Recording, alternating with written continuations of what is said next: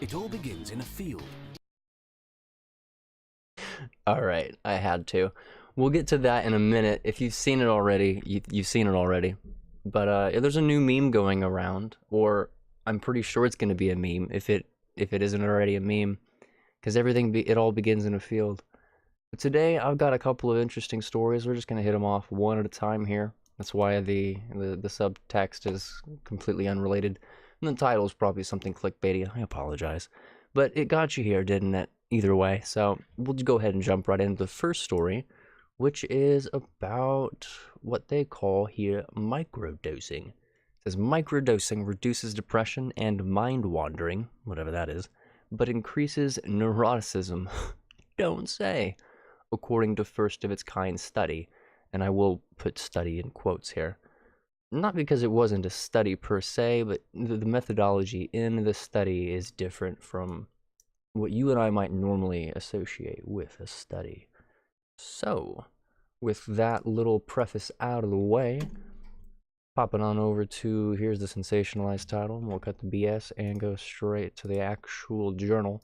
They did two studies here, study 1 and study 2. The first one was a short term, second one was a long term. In the study, they microdosed, and for those not familiar, that is taking a small dose, a little bit, of either LSD, they had psilocybin mushrooms, mescaline, not all at once, mind you. These are probably different people at different times, though some of them might have combined them, because the way they did this study, bringing me to the second part of it, which is they had about, 96 people or so, do questionnaires and things of that nature over different periods of time. I think they were 6-week intervals. But then you have to rely on with people's reports and whether they were entirely truthful, whether they were opinionated. It's kind of hard to do science in that kind of environment. Ooh, goodness gracious, I just bumped the microphone. I'm sure you heard that. Deepest apologies. But so take these results with a tab of salt, as somebody in the comments so eloquently put. And we will go on to the next topic, which is the one that really caught my eye here. It's the great Equifax hacks. I've been calling it the Equihax. But I did that, and I put a video out, God knows now, what was it, 6 months ago, 12 months ago? This thing says it was 17 months later, so I'd like to think I was timely. It's not on this channel, don't bother looking for it. But here we are again, 17 months later, and an expert has gone, by his own account, into the dark corners of the internet, looking for this data. He's a data hunter, and he says he's not seen it being sold on the usual places that one might sell this kind of data to criminals.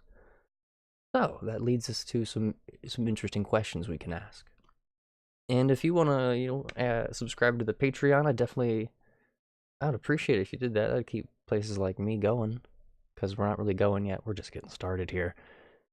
But until then, I'm just going to make up the questions as we go. And the first question that I had when I read this was, okay, well, if it's not being sold to criminals, who is it being, sent to? Who could gain from this data?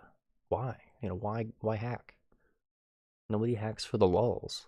I mean, some people hack for the lulz, but not this kind of a hack. This is not a hack for the lulz. So, there's the question. We'll see if we can pull some sort of answer out of this, pull it out of our butt here. They did a good job breaking down the one or the other. We kind of went over the one, which is you'd usually see data that is hacked and stolen, be it like maybe credit card or some sort of personal data, sold on the dark web so people could then impersonate you or steal your identity or whatnot. That's how this thing usually happens. So this is a person who says he works for a unnamed bank, fake name Jeffrey, doesn't want you to know.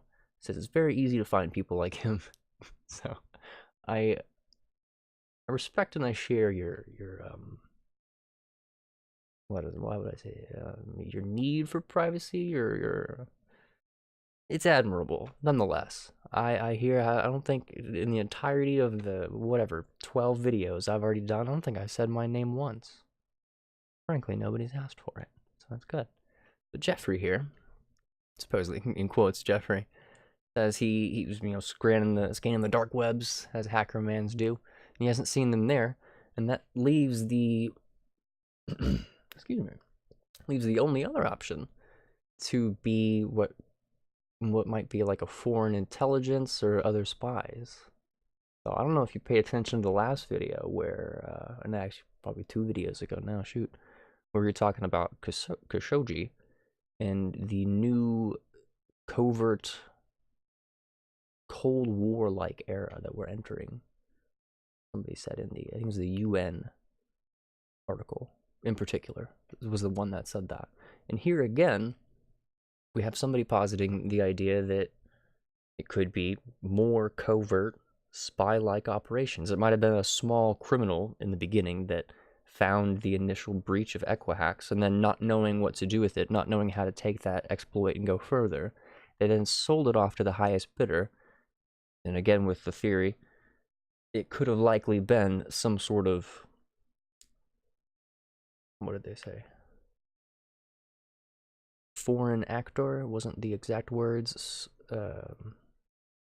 Intelligence organization was something closer. And yeah, knowing an intelligence agency probably has the data, he said, is also reading the news more often, looking for people that might be changing their stories, or people that are suddenly taking sides that they wouldn't normally take, or defending a hostile nation where they hadn't before. Who's flipped? You know, who's all of a sudden got dirt that's shown up on them, probably.